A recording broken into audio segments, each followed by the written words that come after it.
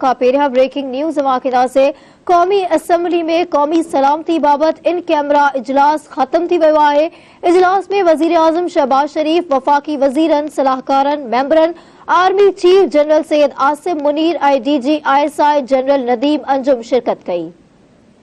ऐवान में army chief general Asim Munir की आमद ते मेंबर्स डेस्क वजाए आजिया कई। फौजी अमलदारन पारा ऐवान के अंदरूनी ऐं बैरूनी चैलेंजेस ते ब्रीफिंग ॾिनी वई। अस्करी इख्तियारन, अमन अमान ऐं सिक्योरिटी सूरत हाल ते पिण ब्रीफिंग ॾिनी। इजलास में मुल्क की मुआशी सूरत हाल ते भी ब्रीफिंग ॾिनी वई। ब्रेकिंग न्यूज़ आहे, अपडेट कंदासीं राष्ट्रीय रवा खे। कौमी असम्बली में कौमी सलामती बाबत इन कैमरा इजलास खत्म थी वियो आहे।